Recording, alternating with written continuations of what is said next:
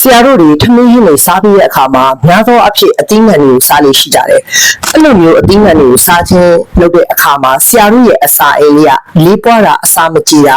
စချီပြန်တာတွေကိုခံစားကြရတယ်ဆိုတာမိတ်ဆွေသိပါသလား။မင်္ဂလာပဲဖြစ်ဖြစ်ကိုယ့်ကိုကျွေးမွေးအခမ်းတဲ့နေရာတစ်ခုမှာပဲဖြစ်ဖြစ်ထမင်းဟင်းစားပြီးတဲ့အခါမှာအသီးနှံစားခြင်းဟာဆရာတို့ရဲ့အစာအိမ်အတွက်ဘလို့အကျိုးအပြစ်ဖြစ်စီလဲဆိုတာဆရာဒီဗီဒီယိုလေးထဲမှာရှင်းပြထားပေးပါတယ်။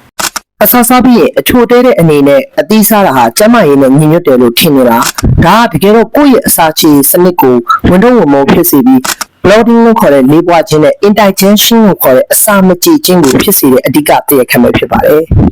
တတိယမှာပါတဲ့ simple sugar တကြားဓာတ်တွေကအစာအိမ်ထဲမှာကြာရှည်မနေပဲဥသိမ်းစီကိုအမြန်ဆုံးရောက်ရှိတဲ့အရာတွေပေါ့ဒါပေမဲ့ထမင်းစားပြီးချင်းစားလိုက်တဲ့အခါမှာထမင်းတွေကလမ်းပိတ်ထားတယ်လို့ဖြစ်ပြီးတတိတွေကအဲ့ဒီအစာအိမ်ထဲမှာပဲတောင့်တင်ပြီးတော့ ferment ကိုခေါ်တဲ့အချင်းပေါက်သွားတတ်တယ်ပေါ့နော်ရလကတော့ gas တွေထွက်လာမယ်ဗိုက်ကယ်တာရင်ပြည့်တာတွေဖြစ်လာမယ်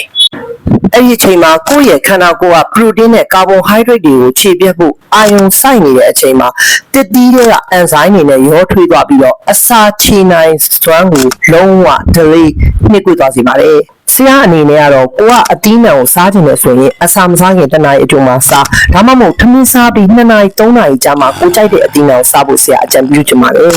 အကယ်၍ကို့မှာပေါ့နော်လေးပွားတာရင်ပြည့်တာတွေခံစားရရင်ဆရာတို့ရှုပ်ပေါ်တုံးကထုတ်တဲ့အစာအိမ်လေးနာပြောက်တဲ့သဘာဝအပင်ထွက်စွမ်းအားတွေရှိပါတယ်သူကတော့ digestive stimulant ဆိုတဲ့အာနိသင်နဲ့အစာချေနှုန်းကိုမြင့်နေပြီးတော့လေကိုဖယ်ရှားပေးပါတယ်